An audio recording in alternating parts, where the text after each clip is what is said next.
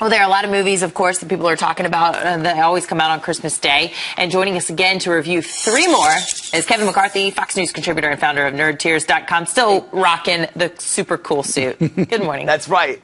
And Merry Christmas to you guys. And I'm spending my morning with you guys, so I'm really honored to be on your show. And Merry Christmas to everybody watching. It's an honor to be on with you this morning. Thank you so much. Thanks. First up, we have American Sniper, the Chris Kyle movie. How do you think this is going to go over? Yeah, this movie blew my mind. And I'll tell you right now, that obviously everyone knows this is based on Chris Kyle's autobiography, the most lethal sniper in the U.S. military history. The movie is so well crafted, and Bradley Cooper does such a brilliant job becoming Chris Kyle. And the brilliance of it is he interprets him. He doesn't impersonate him. He becomes him. And you honestly cannot see Bradley Cooper whatsoever in the performance. He disappears. He gained 40 pounds for the role. This is the best Clint Eastwood movie I've seen since Mystic River. It is so well executed and so well done.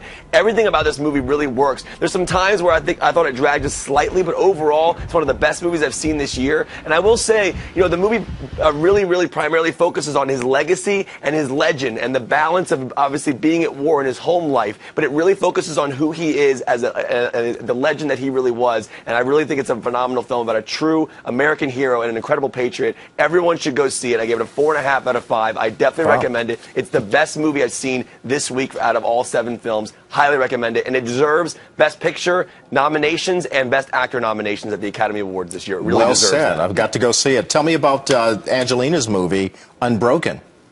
Oh my gosh, another American hero, incredible hero, Louis Zamperini, who was an Olympic athlete who spent 47 days at sea after his plane crashed during World War II. He then spent 2 years in a Japanese POW camp where he was tortured. Then he obviously was released. He lived to the age of 97 years old. The film was directed by Angelina Jolie, and Jack O'Connell takes on the role of Louis Zamperini. An amazing performance. He became him on screen, just like Bradley Cooper became Chris Kyle. It really works overall. It's an amazingly epic story. It really works, and I gave it a 4 out of 5. And I do want to mention that Angelina Jolie did worked closely with Louis Zamperini in making the movie. And back in July when he passed away, before that, she was able to sit down with him on his hospital bed, bring a laptop, and show him the movie. And I asked her what that experience was her. Check it out.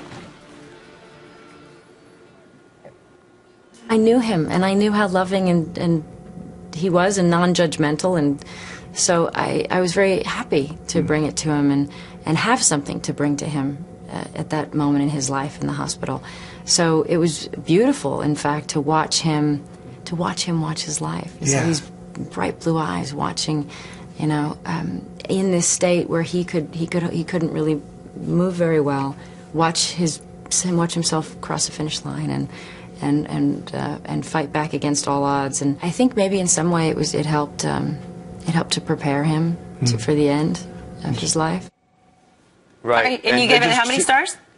I gave it 4 out of 5. And those are 2 great movies about 2 incredible American heroes that everyone should support and go see. I really do think so. I gave it a 4 out of 5 for that movie, yes. All right. Hey, what about Into the Woods, another big movie out today?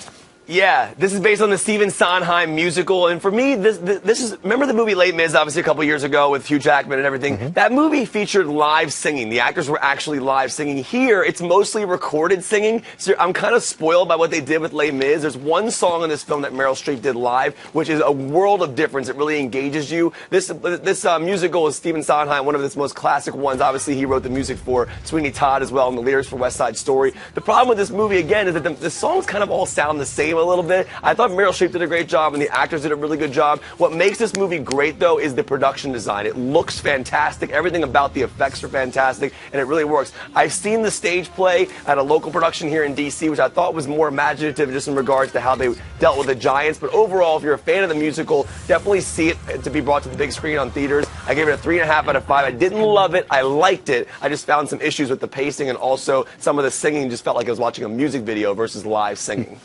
Okay. Good point. All Kevin right, McCarthy. Thank you so much, Kevin. Merry Christmas to you. We'll see that soon again in about 50 weeks. Yeah, and I'm seeing The Interview tonight, the Seth Rogen, James Franco movie. I will tweet out my review. I'm seeing it at 8:10 p.m. I'll be tweeting out my review at Kevin McCarthy TV. I'll have a full review then. Merry Christmas to you and everybody working at Fox News. You guys are all wonderful. I appreciate you having me on your show. It's really changed my life. I love you guys. Great. Thank you. All right, Kevin. Merry Bye, Christmas. Bye.